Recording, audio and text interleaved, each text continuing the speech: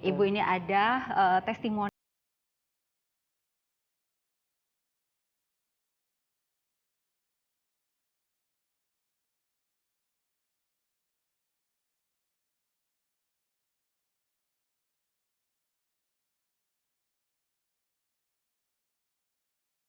Seingat saya, anaknya kecil,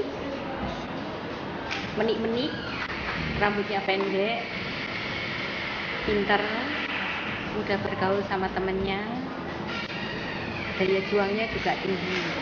Kalau saya ingatnya ya baik ya, Bruno itu ya baik, anaknya ya biasa ya, nggak belajar ya sungguh-sungguh, tolong diajarin ya telaten, datang terus karena punya kemauan yang tinggi, jadi dia ya tidak pernah absen. Ya saya ngajari anak seperti itu suka apa.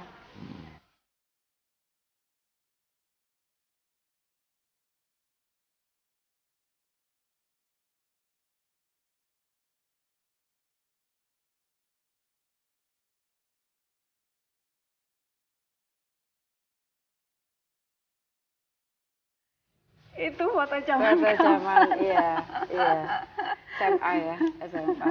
Siapa tadi Bu yang memberikan testimoni? Mantan guru-guru saya. Menarik ini SMA 3 adalah SMA yang salah satu SMA yang terbaik di Semarang, dan saya beruntung bahwa saya sekolah di situ. Tetapi pada saat di SMA itu saya juga tahu bahwa saya memiliki kekurangan dalam artian kalau sudah menyangkut hitung-hitungan fisika dan sebagainya, saya tahu bahwa kekuatan saya tidak ada di situ. Oleh karena itu saya menghitung kalau saya misalnya memaksakan diri untuk masuk ke jurusan IPA, maka saya akan menjadi nobody dan saya tidak akan bisa compete dengan teman-teman saya. Anak SMA sudah punya pikiran seperti itu? Okay. Kebetulan oleh ibu saya diajarin hidup itu harus dihitung. Jadi harus dihitung supaya kita tahu kita akan kemana. Oleh karena itu by intention pada saat SMA saya masuk ke jurusan bahasa. Pada saat itu kalau kita masuk ke SMA itu di SMA 3 waktu itu adalah sistemnya ranking, dalam arti 11, 12 itu adalah anak-anak yang misalnya masuknya mendapatkan nilai yang lumayan tinggi. Jadi itu masuk di 11, 12, waktu itu 12. 12.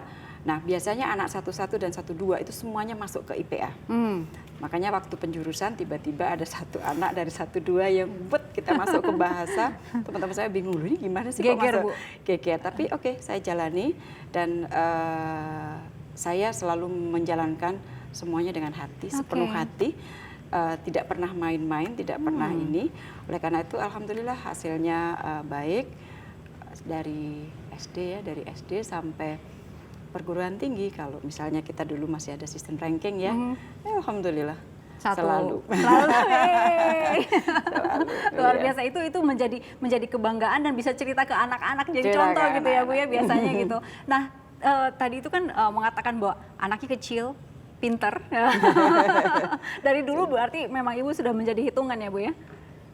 Baru tahu dari ibu guru tadi. Ibu gurunya baru dengar sekarang. Tahu, iya. Nah ketika Ibu akhirnya ada hitung-hitungan, tadi kata Ibu kan ada hitungan, dan kemudian kalau masuk di IPA menjadi nobody gitu. Akhirnya pilih ke bahasa itu memang dengan keinginan sendiri, tidak ada dorongan dari orang tua. Ya, nggak ada. Jadi bapak ibu saya itu adalah orang tua yang sangat demokratis ya. Jadi dalam artian beliau tidak pernah menentukan kita akan kemana, kita harus kemana dan sebagainya. Oleh karena itu ibu saya selalu mengatakan bahwa kamu hitung kekuatan kamu ada di mana, kelemahan kamu ada di mana, dan kamu putuskan kamu akan kemana. Oleh karena itu pada saat SMA itu sebenarnya saya sudah pengen menjadi diplomat. Sudah dari SMA berarti itu? Iya, karena tertarik dari anak SMA yang malam kita lihat ada Dunia Dalam Berita. Waktu itu TVRI kan, pukul 9 itu Dunia Dalam Berita kita lihat dan sebagainya. Dan tentunya di dalam Dunia Dalam Berita itu ada